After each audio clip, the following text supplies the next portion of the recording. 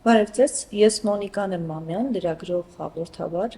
LSA ընկերության հետ համատեղ մենք նոր նախագիծ ենք սկսում, որը բավականին բովանդակային հետաքրքիր ինֆորմատիվ է լինելու։ Մենք իհարկե կխոսենք ինչի մասին է հաղորդումը, ուզում եմ նախ ձեզ ներկայացնել մեր առաջին հյուրին, իրավաբանական ընկերության տնօրեն Արսեն Սարդարյանն է, բարև ձեզ պարոն Սարդարյան, շնորհակալ եմ, որ եղավ այս հնարավորությունը ու մենք փորձելու ենք կարևոր հարցեր քննարկել իրավաբանական, նաև հիշեցնեմ, որ մեր հաղորդաշարը կամ ծրագիրը կոչվելու է Արդարադատության ինդեքս։ Կուզեմ պատմեք, թե ինչու որոշեցիք նման ծրագիր մեկնարկել, ինչ բացեր կային, որոնք արժեր փակել, եւ ինչի մասին է Արդարադատության ինդեքսը։ Շնորհակալություն Մոնիկա ջան, նախ ուզում եմ շնորհակալություն հայտնեմ, որ հավատացել եք մեր ծրագրին եւ համաձայնվել եք այդ ծրագրի մասը կազմել։ Ես այս գաղափարը շատ շուտվանից եմ կրում, դեռևս նոր էի փաստաբանությունը սկսել, երբ նկատեցի, որ հասարակության մեջ ընկալումները դատական համակարգի նկատմամբ թյուր են, բայց հետաքրքրվածությունը շատ ուժեղ։ Այսինքն մարդիկ ուզում են դատական համակարգի, դատարանների աշխատանքի, արդարադատության մասին մանրամասներ իմանալ, ուզում են դա քննարկել, դրա մասին խոսել, բայց իրենք չունեն բավարար օբյեկտիվ տեղեկատվություն։ Իսկ վերջին տարիներին նկատել եմ նաև, որ լրատվական դաշտում երևացող տեղեկությունները որպես կանոն ունեն որոշակի սուբյեկտիվ մոտեցումներ, այս կողմից կամ այն կողմից, եւ այդ սուբյեկտիվի մեջ կորում է օբյեկտիվ պատկերը եւ մենք մտածեցինք, որ կարելի է փորձել օբյեկտիվ ներկայացնել դատական համակարգը այնպես, ինչպես մենք ենք այն տեսնում։ Ես շատ եմ նկատել, որ եթե ոդքասթների մասին ենք առհասարակ խոսում, բոլոր ուղղություններով, բոլոր ոլորտների մասին միշտ խոսվում են, բայց օրենքի, իրավունքի, արդարության ու արդարադատության մասին շատ քիչ կարելի է հանդիպել, եզակի դեպքեր են դրանք։ Ամեն դեպքում այս փորձը եզակիներից մեկը լինել, ինչ պատասխանատվություն է ենթադրում ձեզ համար։ Պիտի կիսվեք, պիտի ձեր փորձառությունը ցույց տաք, ձեր դատական process-ները այսպես ներկայացնեք, այդ հնարավորին պետք է ամեն ինչ անել, որպեսզի օբյեկտիվությունը պահվի։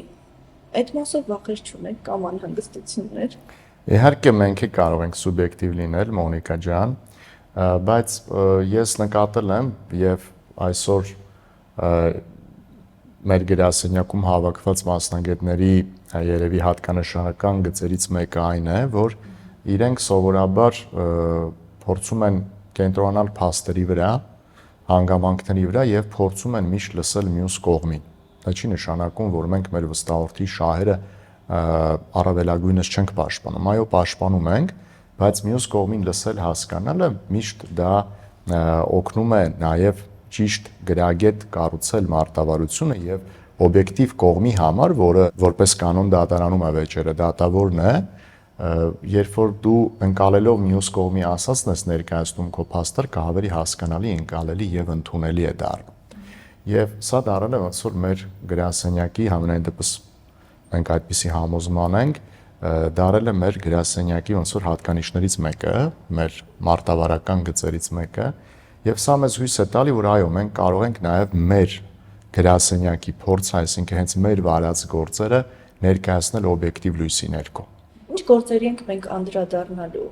ցանկ ընտրված է արդեն, ինչ սկզբունքով են ընտրվելու դրանք, որպեսզի մենք հանրությանը ներկայացնենք։ Շատ լավ հարց տվեցիք, տեսեք, մենք մտածում ենք, որ այն գործերի մասին խոսենք, որոնք կարող են ավելի սուր զգացմունքներ առաջացնել, այսինքն որտեղ որ մենք տեսնում ենք, որ արդարադատությունը իրապես վտանգված է, որովհետև այնտեղ որտեղ կարծես ամեն ինչ նորմալ է եւ դատական ակտերը ընդունելի են, օբյեկտիվ են, պատճառաբանված են, այդտեղ առանձնապես ասելիք չկա, բայց այս գործերը, որտեղ մենք տեսնում ենք խնդիր, որտեղ տեսնում ենք վստահորդի շահերի ոտնահարում, անարդարություն, նույնպես պետք է ներկայացվի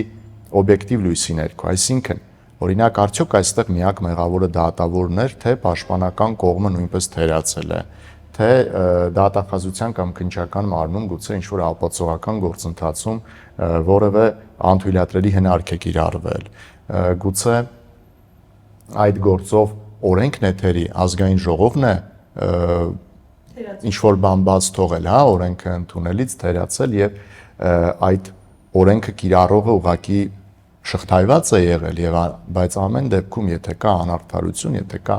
իրավիճակ, որտեղ հասարակությանը կարող է դա հուզել, հետարքրել, մենք գտնում ենք, որ այդ գործերի մասին կարելի է խոսել եւ այդպիսի գործերը գրասենյակում բազմազան են տարբեր ոլորտների, որտեղ գրասենյակը բազմապրոֆիլ է, փաստաբանների թիվը բավականին մեծ է եւ բավականին մեծ տեղեկություն է հավաքվում թե քրեական, թե քաղաքացիական, թե վարչական գործեր։ Պարոն Սարդարյան, մինչև բուն թեմային անցնելը, թե ինչ գործ ենք մենք այսօր քննարկելու, ուզում էի հասկանալ, այս փորձառության շրջանակում դուք ոնց եք հասկացել մեր հանրությունը իր իրավունքներից որքանով է տեղյակ, այսինքն երբ բանը հասնում է իրավաբանի աջակցությանը, միայն այդ ժամանակ է մարդը հասկանում, թե ինքը ինչ խնդիրների է բախվել, ինչ խնդիրներ կան, թե ամեն դեպքում մեր հանրությունը այս մասով իրավագիտակցություն ունի ու ժամանակի ընթացքում փորձում է հասկանալ, թե որտեղ են սկսվում եւ ավարտվում իր իրավունքները կամ սկսվում դիմացինի իրավունքները։ Տեսեք, իրականում այդ իրավական գիտակցման մակարդակը այնքան էլ չի օգնում քո հարցերը կարգավորելուն, դա նույնն է ոնց որ օրինակ անձը փորձի ինքը իրեն բուժի, հա, ասենք, չգիտեմ, վիրահատական միջամտություն պահանջող վիրահատության փոխարեն դնի ինչ որ, չգիտեմ, տարօրինակ դեղորայքներ խմի եւ այլն, չէ՞, նույնն էլ եթե իրավաբանության մեջ որոշակի իրավիճակ է առաջանում, երբ որ անձը խնդիր ունի, չգիտեմ, կանգնած է իրավապահ մարմինների ուժային կառույցների դեմ եւ քննվում է նրա մեղավորությունը կամ նրա հարազատի ինչ որ հանցագործության վերաբերյալ, կամ նա տուժած է ինչ որ բանից, կամ նրա գույքն են խլում, կամ երեխայի բաժանման հարցը, կամ ինչ որ նոր ներդրում է անում, որտեղ կա ռիսկեր։ Այս իրավիճակներում, եթե պրոֆեսիոնալ իրավաբանի չդիմի անձը, ինքը միշտ վտանգված է լինելու եւ ինքնաբուժության խնդիր։ Ինքնաբուժության նման մի բան է։ Դրա համար մեր խնդիրը չի հասարակությանը այն ձև կրթել, այսինքն դա տարիների, չգիտեմ, երևի միայն համալսարանական կրթությունը 10 տարու է մոտ, հա։ Դա չեմ պատրաստում հաղորդմամբ ես փոխանցել եւ դա հետաքրքիր չի լինելու։ Բայց մենք կուզենանք, որ պատկերացումը մեր դատական համակարգի մասին լինի օբյեկտիվ։ Սա է հիմնական նպատակը, որ անձիկ նախ ես բացական գործերի մասին եմ խոսելու, ինչպես նշեցի, բայց դրա հետ եւ ծանր, այո, բայց եւ չեմ ուզում մոռանամ դրա հետ զուգահեռ դրականի մասին խոսենք, թե ինչքան մենք ունենք օբյեկտիվ եւ ուժեղ դատավորներ, որոնք այսօր կարողանում են